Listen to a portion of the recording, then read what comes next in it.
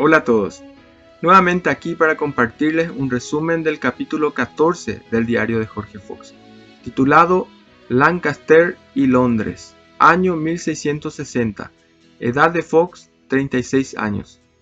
Una vez más, el fundador de los cuáqueros fue aprehendido y esta vez escoltado por muchos soldados. Una vez estando en la casa del condestable, algunos se sentaron en la chimenea por si Jorge quisiera escaparse por allí. Esto me causa gracia, pues él nunca escapó de nadie ni de ningún lugar, sino más bien a veces él mismo iba a presentarse para ser arrestado. Se nota muy claramente que muchas de las autoridades eran muy ignorantes y consecuentemente recurrían más al uso de la violencia, y al ser exigidos de los motivos legales, sus actos evadían de manera tonta. En esas épocas los jueces y autoridades dilataban su proceso a pesar que el mismo rey estuvo dispuesto a ayudarle, pero por una cuestión legal no podía. Cuando se hizo tan largo el proceso y él no estuvo dispuesto a pagar ninguna fianza ni gastos, al final le dieron su acta de prisión para que él mismo se vaya a presentarse a Londres, cuando en verdad tenía que irse escoltado por soldados. Por el camino, parando de pueblo en pueblo, visitando a los amigos y predicando el Evangelio. El libro en formato PDF pueden bajarlo del link de abajo. Que disfruten del audio, suscríbanse al canal para apoyar y que Dios les bendiga. Hasta la próxima. Capítulo 14. Lancaster y Londres. Año 1660. No hacía mucho que estaba en Swarthmore, cuando Enrique Porter, un magistrado, mandó al jefe condestable y a 3 pequeños condestables con una orden para prenderme, y en casa, ya sentí las tinieblas antes de que llegaran.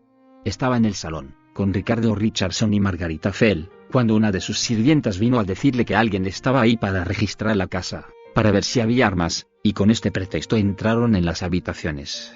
Sentí el deseo de salir y, acercándome a uno de ellos, le hablé y me preguntó cómo me llamaba. En el acto se lo dije, y, apoderándose de mí, diciendo que yo era el hombre que buscaban, me llevaron a Ulverston. Me dejaron toda la noche en casa del condestable, custodiado por una guardia de 15 o 16 hombres, algunos de los cuales se sentaron en la chimenea por temor de que me subiera por ella, tan aterrados los tenía el poder del Señor.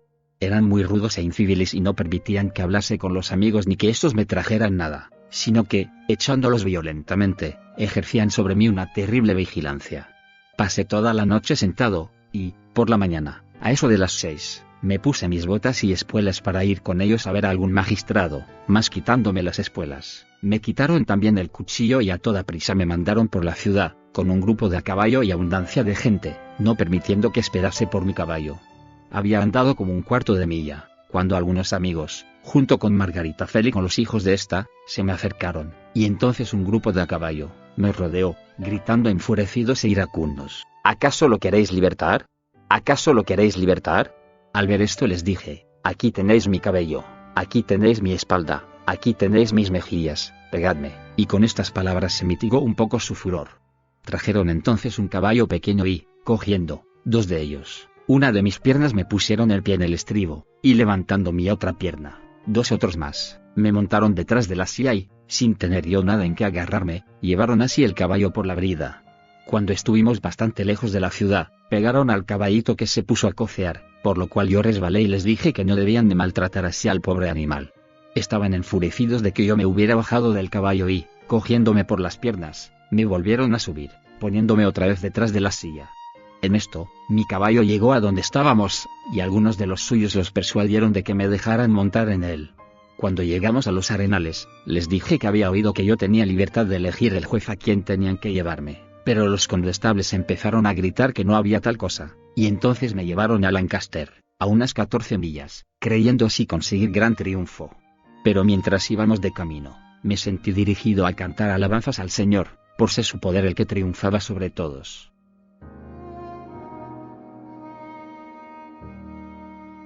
Cuando llegamos a Lancaster, estando muy levantisco el espíritu del pueblo, me puse a mirarlos severamente y se pusieron a gritar: mirad sus ojos.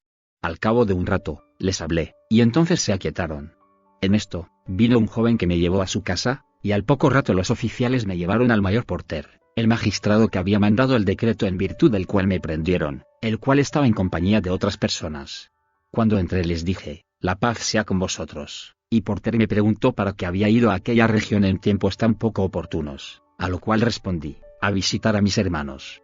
Mas, replicó, vos andáis de un lado para otro celebrando reuniones, y le dije que, a pesar de ello, en toda la nación era sabido que nuestras reuniones eran pacíficas y que éramos nosotros gentes de paz. Dijo él entonces, que nosotros veíamos el diablo en el rostro de las personas, y le respondí, cuando yo veo a un borracho, o a uno que presta juramentos, o a un pendenciero, o a un temerario, no diré que en estos vea el Espíritu de Dios, y le pregunté si podía él ver el Espíritu de Dios.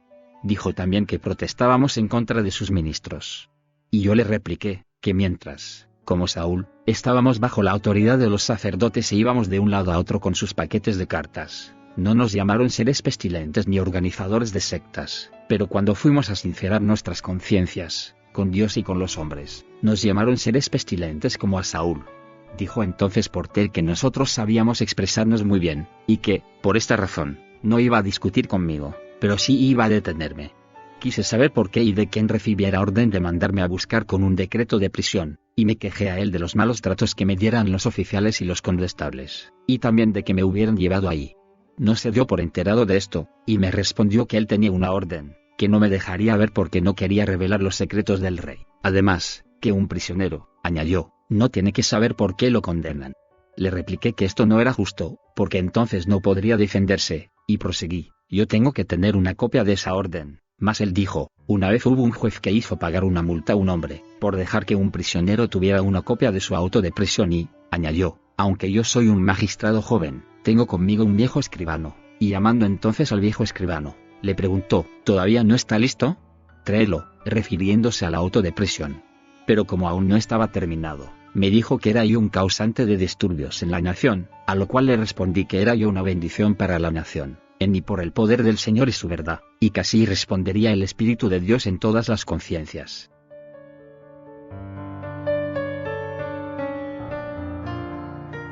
Entonces me acusó de que yo era un enemigo del rey, de que intentaba provocar una nueva guerra y quería volver a inundar de sangre la nación.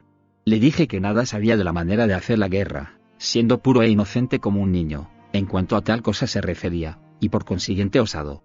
En esto, llegó el escribano con el auto de prisión y mandaron a llamar al carcelero para que me llevara, y me metiera en la celda oscura, sin dejar que nadie viniera a verme, y me tuviera ahí preso e incomunicado hasta que el parlamento o el rey me pusieran en libertad. Entonces el magistrado preguntó a los condestables que dónde estaba mi caballo, porque, según he oído, añadió, tiene él un buen caballo, ¿lo habéis traído? Le dije en dónde estaba mi caballo, pero no lo cogió. Cuando me llevaban a la prisión, el condestable me dio mi cuchillo, y luego me pidió que se lo diera, mas le dije que no, porque no había sido lo bastante civil para conmigo. Me metieron en la cárcel, y el carcelero subalterno, un tal llamado Ardi, hombre malo, fue muy brutal y cruel, no dejando muchas veces que me dieran más comida que la que podía coger por debajo de la puerta. Muchos vinieron a verme, algunos llenos de ira, que se comportaron de un modo incivil y brutal. Estando preso y vigilado, en la cárcel común de Lancaster, quise que Thomas Cummins y Thomas Green fueran a pedirle al carcelero una copia del auto de prisión, para que así pudiera saber por qué me habían condenado, y el carcelero les dijo que no podría dársela porque otro había sido multado por haberlo hecho, pero les permitió que lo leyeran, y según pudieron recordar, las acusaciones eran las siguientes. Que era yo una persona de quien todos sospechaban que era un provocador de disturbios en contra de la paz del país, enemigo del rey y el jefe que sostenía la secta de los cuáqueros, y que, unido con otros como yo, fanáticos de nuestras creencias, intentaba llevar a cabo la insurrección, por aquellos lugares, y anegar todo el reino en sangre. Por todo lo cual, el carcelero había recibido orden de tenerme en seguridad, bajo custodia, hasta que fuera puesto en libertad por el rey o por el parlamento. Cuando así me hube enterado de las acusaciones capitales contenidas en el auto de prisión, escribí una respuesta completa, contestando a cada una de las acusaciones en particular, para reivindicar mi conciencia. Como estaba en casa de Margarita Fell, cuando vinieron a llevarme por la fuerza, acusado de cosas de tan alta importancia, se creyó ella involucrada en la cuestión, tomándolo como una injuria a su persona, a consecuencia de lo cual, decidió ir a Londres a hablar con el rey de mi detención, de cómo se habían comportado los que habían ido a buscarme y de los malos e injustos tratos de que había yo sido víctima. Cuando el magistrado Porter se enteró de esto, dijo enseguida que también iría y que se encontraría con Margarita. Pero cuando llegó a presencia del rey, los cortesanos le hablaron de cuando les hizo quemar sus casas, cuando era él un celoso partidario del parlamento en contra del rey, de modo que acabando pronto con la corte, enseguida regresó a su región. En esto, Ana Curtis, de Reading, vino a verme, y al saber por qué me habían condenado, quiso también ir a ver al rey para hablarle de ello. Su padre, que había sido alguacil de Bristol, había sido ahorcado cerca de la puerta de su casa, por haber intentado traer al rey, y por esta razón esperaba que el rey la oyera en cuanto se refería a mi caso. De modo que con esta idea, así que regresó a Londres, ella, y Margarita Fell, fueron juntas a ver al rey, que la recibió muy afablemente y cuando supo de quién era hija.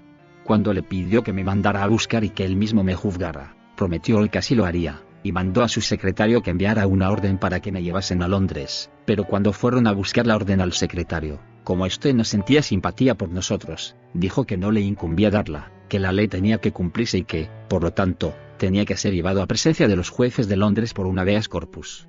De acuerdo con esto, se envió el escrito que se entregó al alguacil, pero, como iba dirigido al canciller de Lancaster, el alguacil se desentendió de él, y, por otro lado, el canciller no quiso dar la autorización, diciendo que al alguacil le incumbía el hacerlo.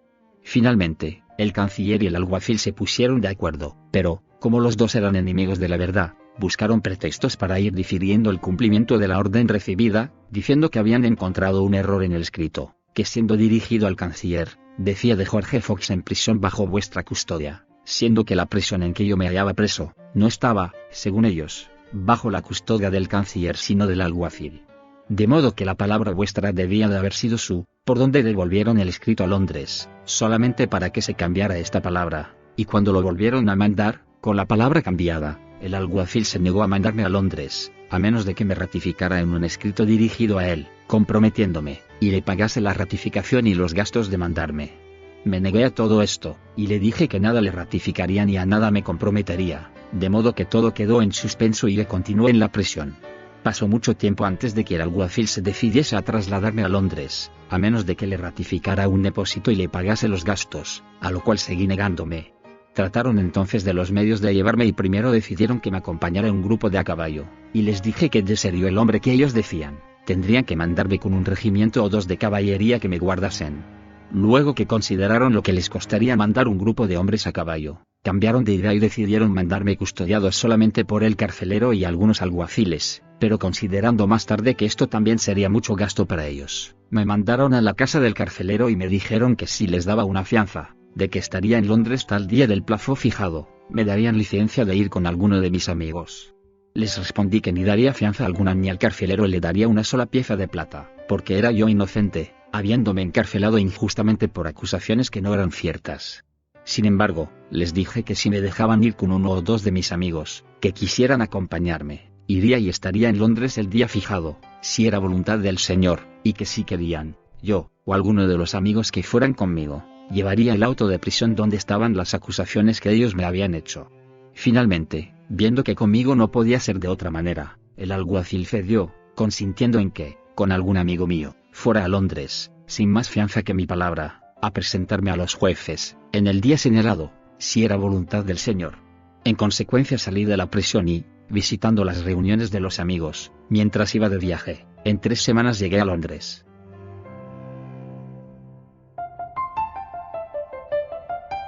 Cuando llegué a Charing Cross, había ahí reunida gran muchedumbre para ver quemar las entrañas de un juez del rey, que había sido ahorcado, arrastrado y descuartizado.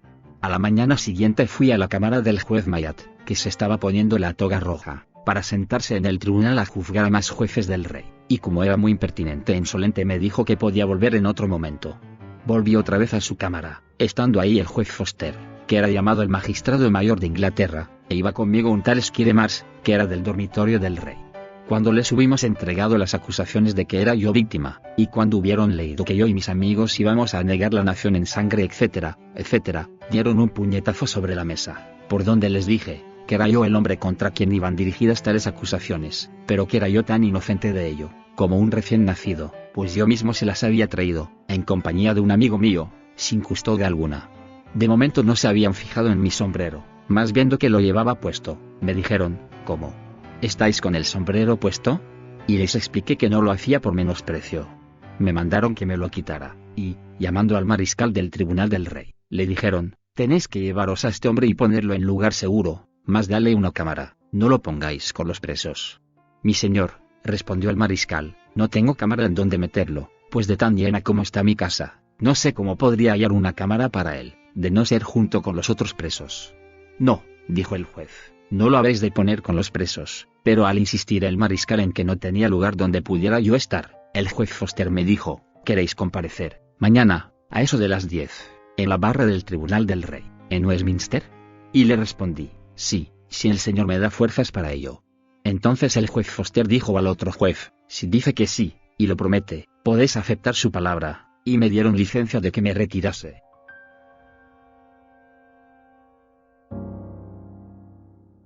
Al día siguiente y a la hora señalada, comparecí en la barra del tribunal del rey, acompañado de Squire Mars. Me llevaron al medio de la sala, y así que entré, dirigido a mirar a mi alrededor, me volví a la gente y dije: la paz sea con vosotros, y el poder del Señor se difundió por la sala. Se leyó públicamente la acusación en contra mía, y la gente se mantuvo moderada, los jueces serenos y afables, y las mercedes del Señor fueron para ellos.